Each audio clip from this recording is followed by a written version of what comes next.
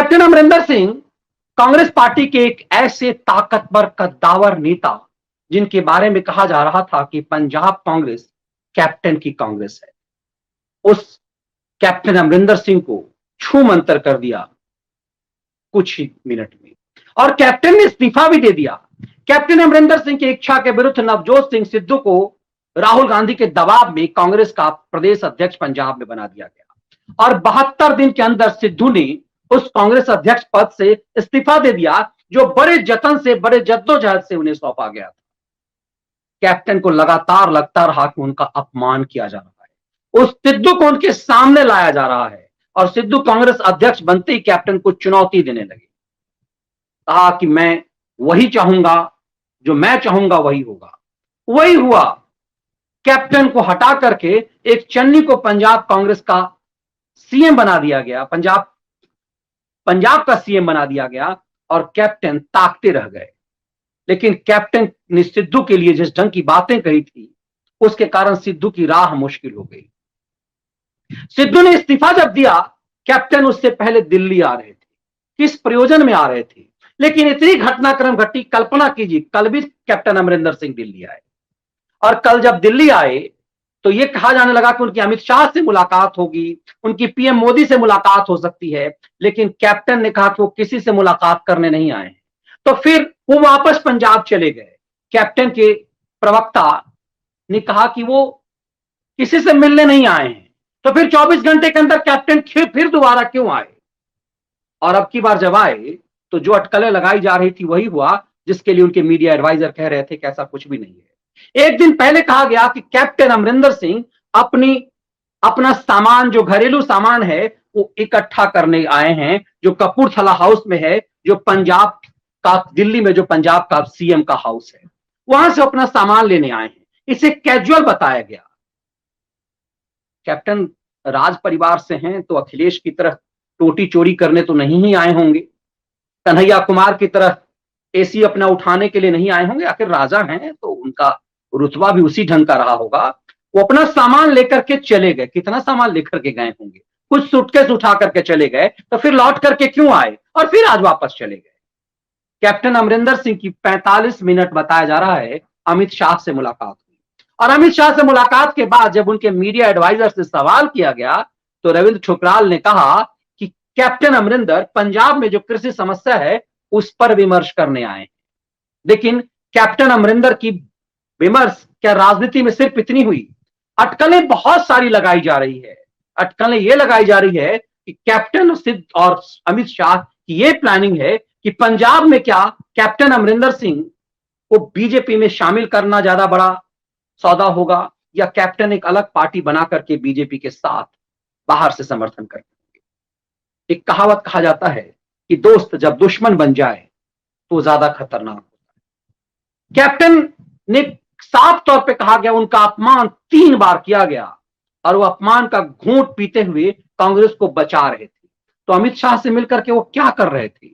अटकलें लगाई जा रही है कि कैप्टन अमरिंदर सिंह के साथ अमित शाह की मुलाकात पंजाब के नए समीकरण को तय करेगा। समीकरण क्या?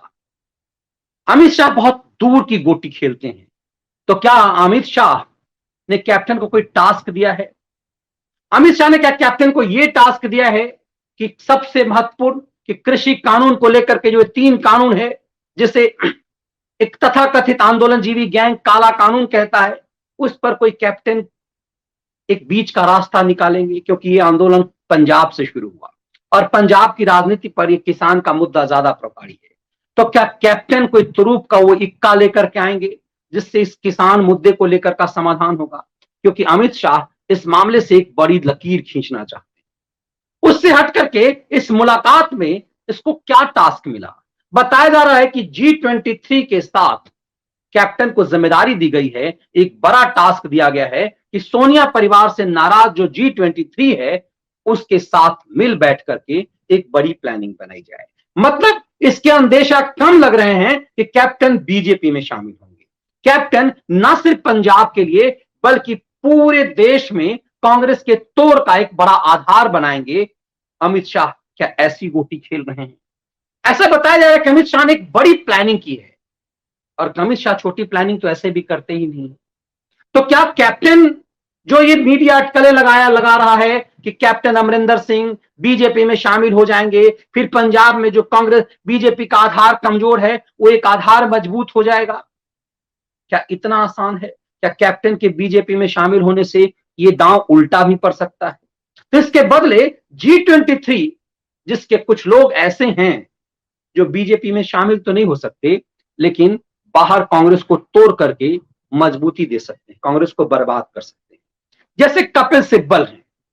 कपिल सिब्बल जैसे नेता कभी भी किसी भी कंडीशन में, कपिल सिब्बल जैसे नेता किसी भी कंडीशन में किसी भी हालत में बीजेपी के साथ जुड़े, ये बीजेपी के लिए हितकर कभी नहीं हो सकता, क्योंकि कपिल सिब्बल के कुछ करतूत ऐसे कालिख से भरे हुए हैं कि जो बीजेपी का खास करके राष्ट्रवादी जो वोटर है वो कतई स्वीकार नहीं कर पाएगा, इसे डाइजेस्ट नहीं कर पाएगा कि कपिल सिब्बल जैसे लोग बीजेपी में आ जाएं, आनंद शर्मा जैसे लोग बीजेपी में आ जाएं, ये कभी डाइजेस्ट नहीं किया सकता। ऐसे में G23 क्या करेगा?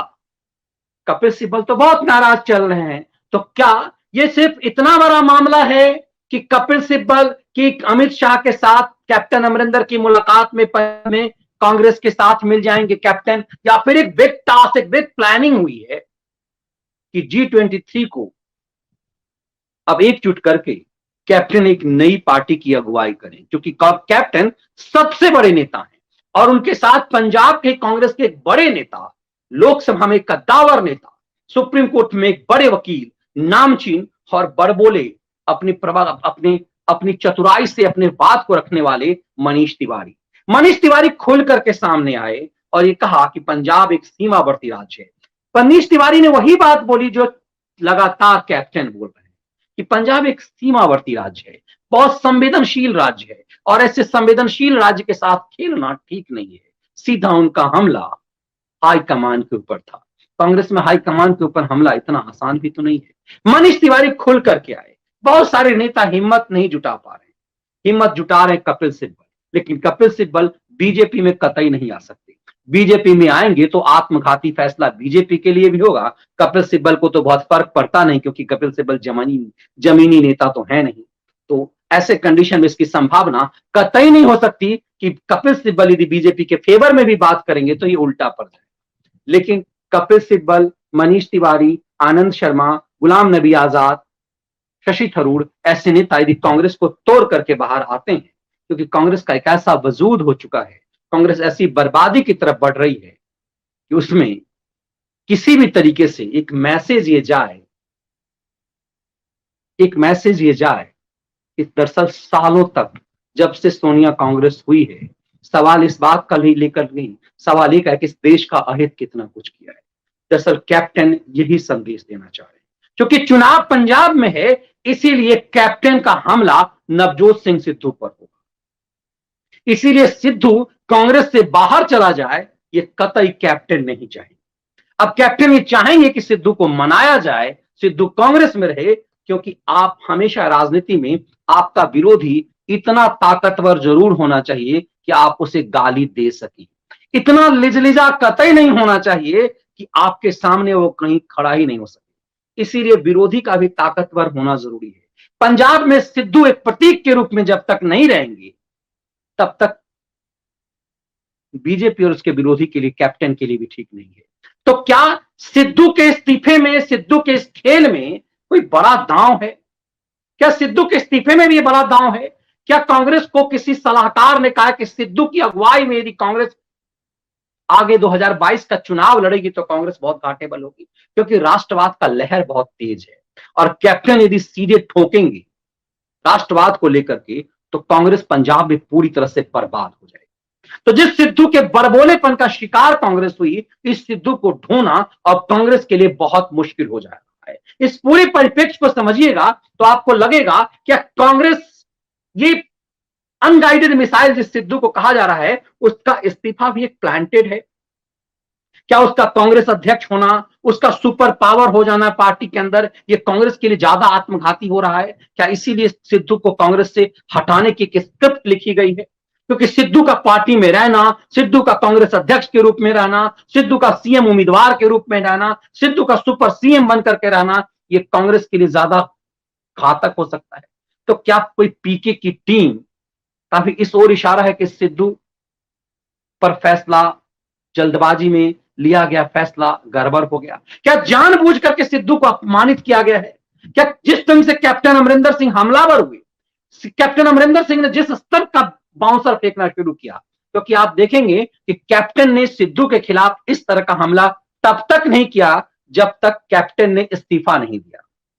सिद्धू पर राजद्रोह का आरोप लगाना, सिद्धू को इमरान खान का एजेंट बताना, सिद्धू को कैप्टन जनरल बाजवा का एजेंट एक तरह से बताना, पाकिस्तान का साथी बताना, बॉर्डर स्टेट बनाकर के पंजाब को दिखाना, दरअसल इसका घाटा सिर्फ पंजाब में नहीं होना था।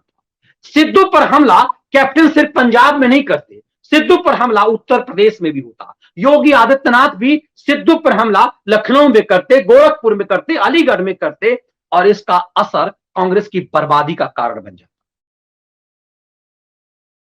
है। जो कांग्रेस को पंजाब में नहीं, बंगाल और आसाम तक बर्बाद कर सकता है, तमिलनाडु और केरल तक बर्बाद कर सकता है। तो क्या सिद्धू की जो इस्तीफे का स्क्रिप्ट, सिद्धू से इस्तीफा दिलवाया गया है? क्या रातों रात सिद्धू जैसा जोकर टाइप का व्यक्ति इतना ताकतवर हो गया, इतनी हिम्मत हो गई कि वो राहुल गांधी के खिलाफ हमलावर रुख अख्तियार कर दे? तो क्या सिद्धू से इस्तीफा दिलवाया गया है? क्या कांग्रेस को समझा दिया गया कि बहुत गलती हो गई कैप्टन को छेड़ना, और कैप्टन से यह उम्मीद नहीं की जा रही थी कि 80 वर्ष का कोई बूढ़ा व्यक्ति इस कदर एक तरह से अपनी जवानी का, अपनी सेना का जो उसका जो स्टाइल है, जो उसकी जो एक उसका उबलता हुआ राष्ट्रवाद है, वो प्रभावशाली हो जाएगा। दरअसल कैप्टन के बारे में यह भी तो नहीं कहा जा सकता कि कैप्टन ऐसा पहली बार कर रहे हैं। कैप्टन ऐसा पहली बार नहीं कर रहे हैं। जब बालाकोट हो रहा था, जब सर्जिकल स्ट्राइक हो रहा था, तो कांग्रेस में एकमात्र नेता था कैप्टन अमरिंदर सिंह, जो सोनिया कांग्रेस की नीति के खिलाफ चल रहा था। इस पूरे परिप्रेक्ष्य को यदि देखेंगे तो कैप्टन से अमित शाह की मुलाकात बहुत भारी हो गई है। G23 के लिए जो टास्क दिया गया है, एक तरह से कैप्टन लौट गए हैं। उस टास्क का क्या क्या अंजाम होगा, ये आगे आगे देखिए, ये आगे आगे होता है क्या।